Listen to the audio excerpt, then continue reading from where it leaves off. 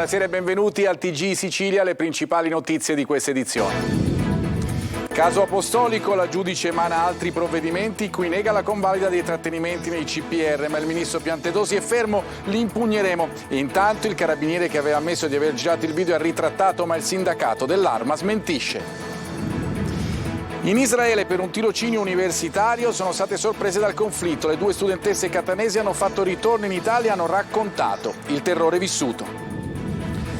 Blitz antidroga a Catania nel quartiere di San Giovanni Galermo, 46 arresti, azzerato dagli investigatori un giro d'affari che fruttava 240.000 euro al giorno e serviva quotidianamente 2.500 clienti. Il procuratore di Palermo De Lucia al TG Sicilia: con la cattura di Messina Denaro abbiamo dato nuova speranza alla legalità, ha vinto lo Stato, alla politica dice tocca proporre ai giovani alternativi all'offerta mafiosa. E caccia all'uomo che ha sparato e ucciso a colpi di pistola un operaio edile a Val Guarnera nell'Ennese. All'origine del litigio tra la vittima e il presunto omicida ci sarebbe un carro di carnevale costruito ben 5 anni fa. A Catania è avviata la bonifica dei torrenti Forcile, Acquicelle e Acquasanta. L'obiettivo è prevenire il rischio allagamenti, ma molti tombini restano otturati. Calcio, Catania pronto a sfidare la capolista Juve Stabia. I campani hanno pareggiato a Brindisi nel recupero dell'ultimo turno. I rossazzurri cercano il bis in Campania dopo la grande vittoria di Caserta.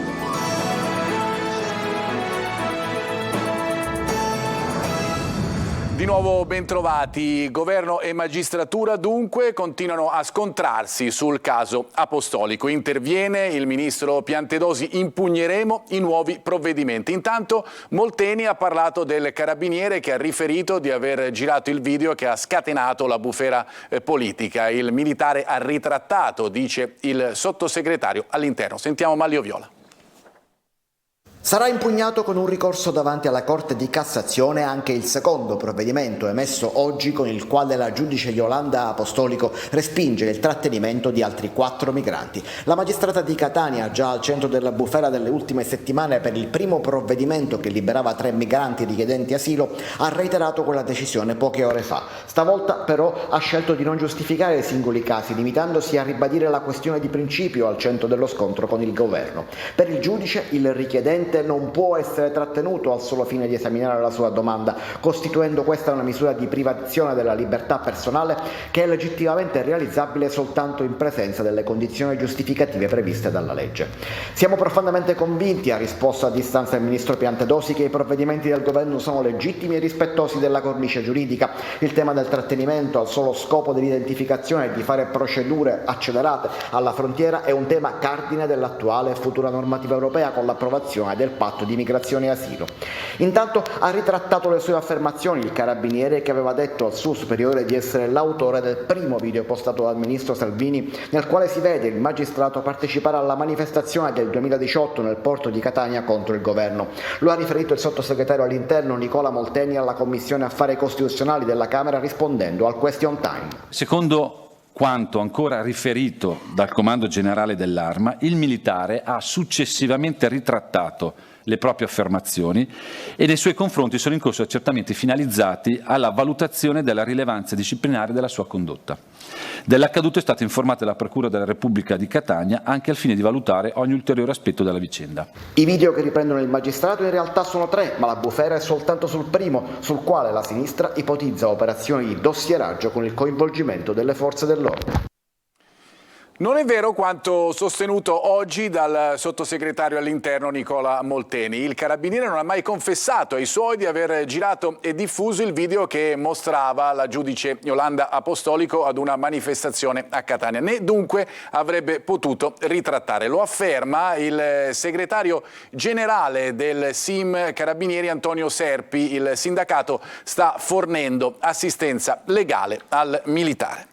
Sono atterrate a Catania le 2 dottorande dell'Università Etnea che si trovavano in Israele per un tirocinio in un prestigioso istituto a pochi chilometri da Tel Aviv e che sono state sorprese dal conflitto. Ai nostri microfoni il racconto del terrore da loro vissuto. Roberta Lunghi.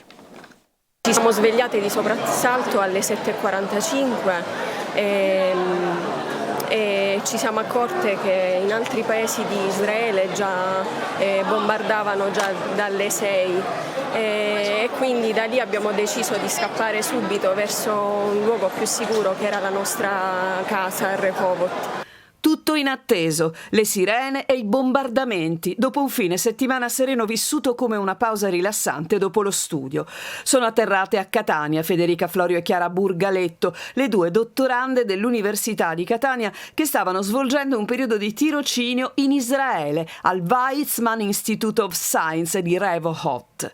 Un orgoglio per le due giovani, vessillo dell'Università di Catania nella sua vocazione internazionale, ma che in un solo attimo si sono ritrovati a vivere quanto magari erano solo riuscite a immaginare e hanno dovuto agire nel modo più giusto per salvarsi. È stato complicato perché eravamo in hotel, era un hotel autonomo, quindi ci siamo semplicemente messe lontane dalle finestre insieme alle altre persone che erano sostanzialmente sorpresi come noi di essere svegliate in questa maniera. In casa abbiamo fatto esperienza dei rifugi, già la prima volta li avevamo visitati a maggio, ma stavolta la differenza l'abbiamo notata. E proprio dal bunker sono partiti gli appelli delle due studentesse che invocavano aiuto per poter tornare a casa. Dall'altra parte le famiglie in ansia, così come il rettore dell'Università di Catania in continuo contatto con loro. Dalla ricerca si sono trovati nella tragedia e allora devo davvero ringraziare la Farnesina, devo ringraziare il Ministro, il Vice Ministro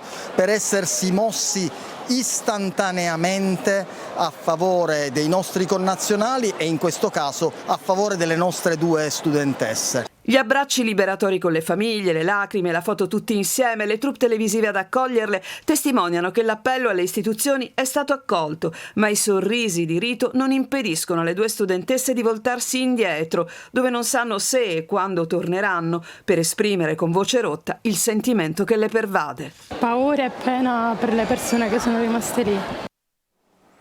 Assolutamente comprensibile questo sentimento. Cambiamo pagina. Blitz antidroga nel quartiere di San Giovanni Galermo a Catania. Ha azzerato un giro d'affari che fruttava 240.000 euro al giorno e riforniva quotidianamente, pensate, 2.500 clienti. Giusy Lazzaro. Lo chiamano il Serpentone, una serie di palazzi chiusi uno vicino all'altro in via Capopassero nel quartiere di San Giovanni Galermo a Catania. Qui nelle 4 piazze di spaccio si vendeva di tutto: crack, marijuana, cocaina e hashish a qualsiasi ora del giorno e della notte.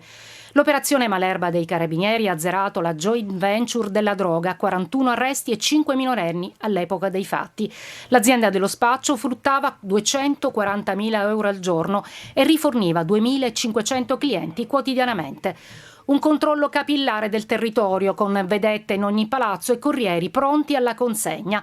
Al vertice del gruppo c'era Antonino Raimondo, fidato referente del clan Nizza, vicino ai Santa Paola Ercolano. Era lui che con il capo piazza coordinava la rete dei pusher, tutti poco più che ventenni. Il dato che emerge è sicuramente quello di una manovalanza sempre più giovane, oltre anche di acquirenti sempre più giovani, che fanno allarmare da questo punto di vista, ma questo tipo di operazione, questo tipo di risposte ci servono anche a dare il messaggio giusto ai giovani che invece per questi quartieri rappresentano il futuro, quindi una via alternativa a quello dello spaccio e del consumo della droga. Le regole erano chiare per mantenere una pax tra i pusher. Nessuno doveva agire in autonomia, ma anzi fidelizzare i clienti per assicurarsi le vendite giornaliere. Un giro da 90 milioni l'anno che serviva, dicono gli inquirenti, per sostenere gli stipendi degli spacciatori, i mezzi e per aiutare le famiglie dei mafiosi in carcere. E gli spacciatori venivano anche reclutati non solo a Catania, ma anche nei centri in provincia. Con la cattura di Messina Denaro abbiamo dato nuova speranza alla legalità. Ha vinto lo Stato, lo dice al TG Sicilia il procuratore di Palermo De Lucia. Ora, spiega, tocca alla politica proporre ai giovani alternative all'offerta mafiosa. L'ha intervistato per noi Emanuela Corsi. Procuratore, partiamo dalla cattura di Matteo Messina Denaro. Lei ha detto è una storia a cui è stato messo un punto, ma non c'è ancora la parola fine. No, nel senso che la cattura è avvenuta per fortuna dopo un lungo periodo di sacrifici e di difficoltà, dopodiché la cattura apre una serie di scenari, dobbiamo capire chi e come ha consentito questa latitanza per ben 30 anni, che sono un periodo francamente inaccettabile per lo Stato, dobbiamo capire che cosa c'è dopo la cattura di Messina Denaro. Cos'è cambiato proprio dopo Messina Denaro? Ma dentro Cosa Nostra è cambiato il fatto che aspettavano questo momento anche loro per avviare una fase di ristrutturazione che è in corso.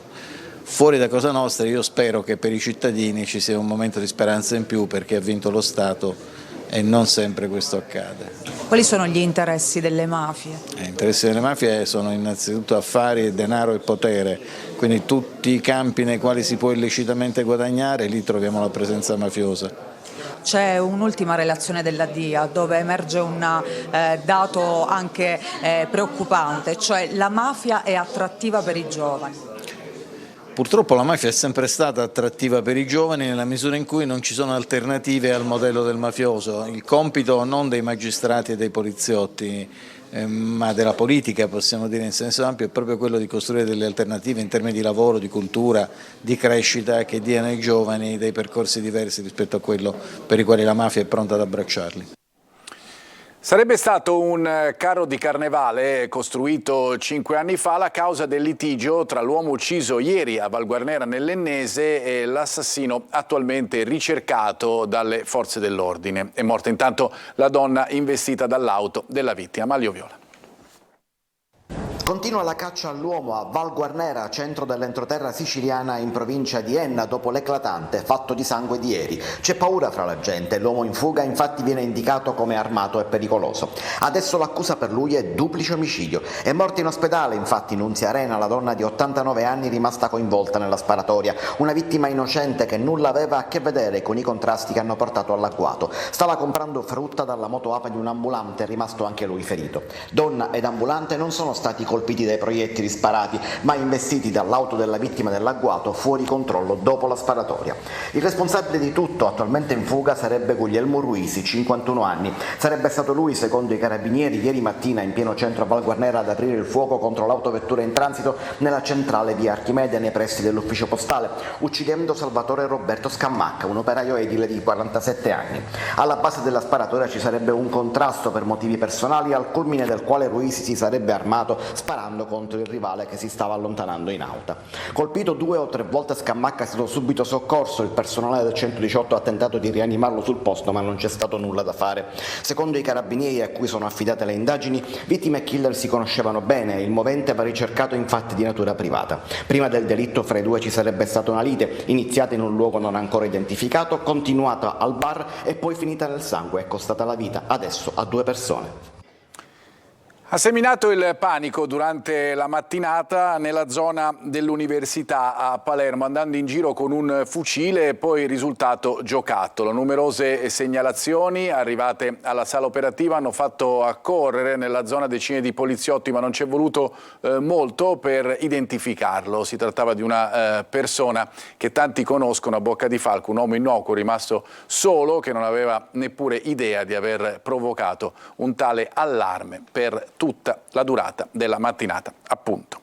A Catania è stata avviata la pulizia del torrente Forcile che attraversa il villaggio di Santa Maria Goretti. Intanto molti tombini sono otturati dai detriti o addirittura ricoperti dal catrame.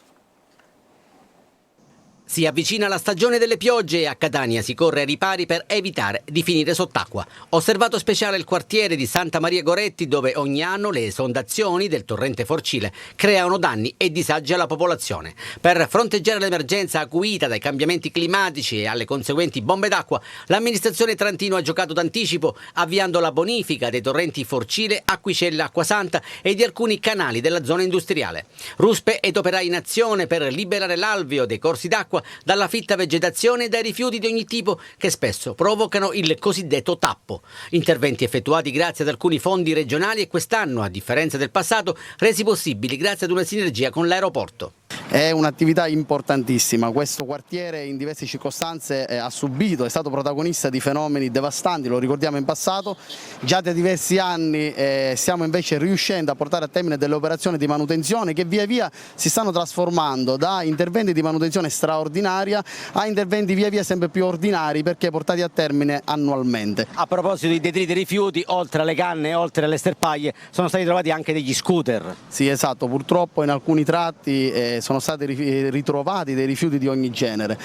Infatti la nostra preghiera, il nostro invito che facciamo ai cittadini è quello di rispettare il più possibile l'ambiente. Se da un lato si bonificano i torrenti, dall'altro si segnala la lentezza nella pulizia dei tombini, molti dei quali ostruiti dai detriti o addirittura, come in via Eleonora d'Angiò, letteralmente asfaltati in seguito al restyling di numerose strade cittadine. Intanto il Canal Jet, il sofisticato macchinario utilizzato per pulire tombini, è fermo ai box e dovrebbe tornare in servizio la prossima settimana. Un pullman ha preso fuoco sull'autostrada A19 Palermo-Catania tra gli svincoli di Ponte Cinque Archi e Resuttano. Il traffico è rimasto bloccato per alcune ore, non ci sarebbero feriti, lo rende noto l'ANAS. Parliamo adesso di crimini informatici. C'è un mondo vastissimo dietro alle truffe online. Per questo la Polizia Postale e l'Ordine dei Medici hanno firmato a Catania un protocollo d'intesa. Sentiamo. I dati sanitari sono dei dati sensibili, sono molto appetibili da parte della criminalità, perché appunto possono essere anche rivenduti nel mercato nero del dark web. In un mondo in cui tutto viaggia online, dove i criminali imparano nuove strategie e in cui l'intelligenza artificiale entra sempre più prepotentemente nelle nostre vite, occorre stringere le maglie della sicurezza attorno a tutte le attività web. Da qui nasce il protocollo d'intesa tra la Polizia Postale e l'Ordine dei Medici della provincia di Catania. Oggi le ricette viaggiano su WhatsApp con grande possibilità di problematiche connesse, quindi questo protocollo secondo me ci aiuta a regolamentare in modo abbastanza efficace tutto questo. La sicurezza oggi la si fa insieme attraverso un'interlocuzione da parte nostra, che siamo degli specialisti della sicurezza. Si chiamano cybercrimini e offrono un ricco ventaglio di reati: frodi informatiche, accessi abusivi ai sistemi, spionaggio o violazione dell'identità digitale, con finalità di interruzione dei servizi di pubblica utilità, indebita sottrazione di informazioni o di qualsiasi ulteriore attività illecita.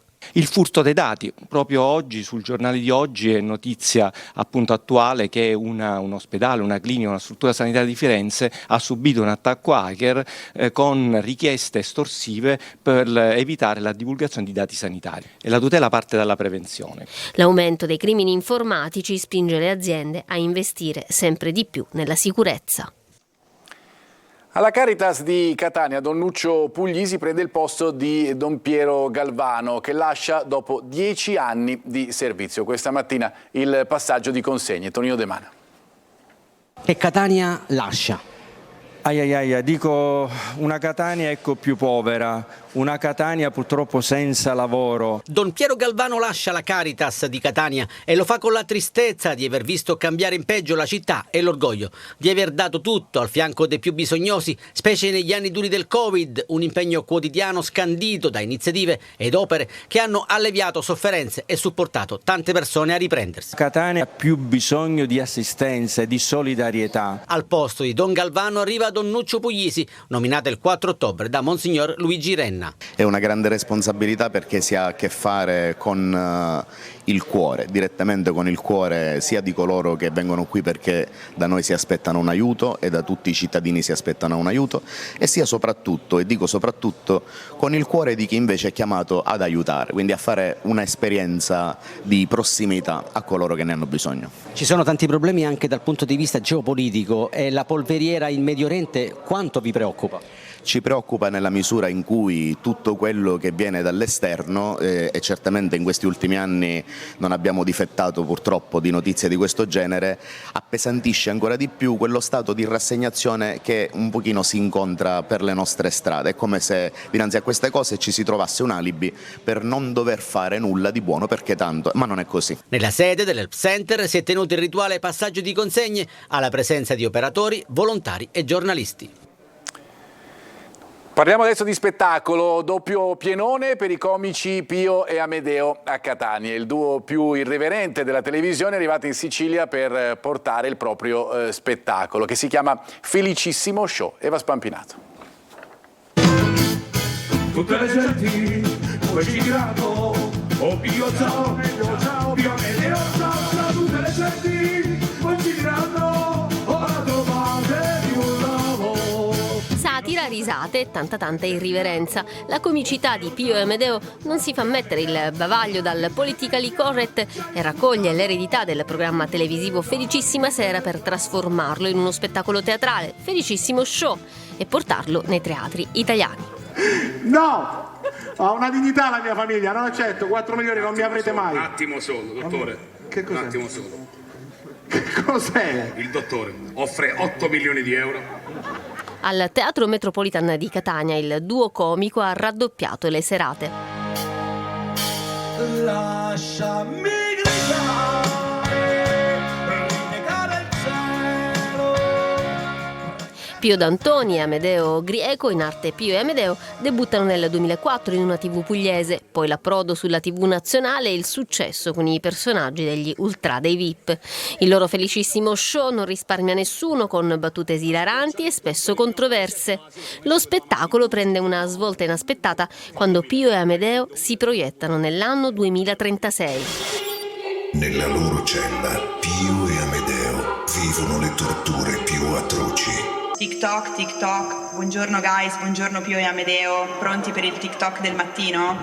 In questo futuro dispotico, i due sono rinchiusi in un carcere tutto rosa di City Life a Milano, costretti da Chiara Ferragni a stare 24 ore su 24 sui social.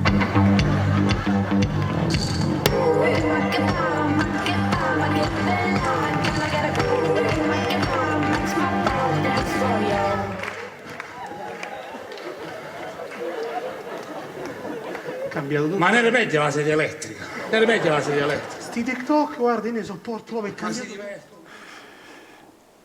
Adesso la pubblicità, torniamo fra poco con lo sport.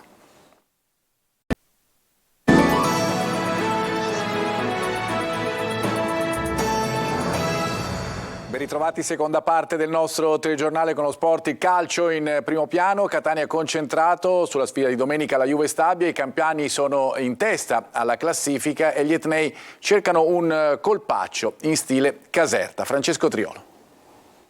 Chiamatela prova di maturità o in qualsiasi altro modo, ma la sostanza cambia poco. In casa della prima in classifica il Catania potrà capire chi è realmente. L'attesa per la sfida contro la Juve Stabia è proprio per mettersi alla prova, perché il pareggio contro il Latina ha un po' smorzato l'entusiasmo del successo esterno contro la Casertana, ma all'interno del gruppo però, assicurano tutti, l'atmosfera è serena. C'è la consapevolezza che le squadre al massimino pensano prima a difendersi e quindi è più complicato scardinare le difese, mentre in trasferta contro avversari che spingono di spazi ce ne sono di più. È quello che sostanzialmente i rossazzurri si attendono anche domenica al Menti, una Juve Stabia che dopo il pareggio di Brindisi abbia la voglia di ritornare alla vittoria e quindi possa concedere qualcosa in più all'attacco etneo. Però intanto in casa Catania si ragiona di allenamento in allenamento, anche per capire chi Tabbiani avrà a disposizione per la trasferta campana, una trasferta lunga, visto che la squadra partirà comunque venerdì per Castellammare, così come programmato prima dello slittamento da sabato a domenica del match, tanto che l'allenatore presenterà la sfida ai giornalisti proprio venerdì. Tabbiani sta cercando di capire su chi potrà contare.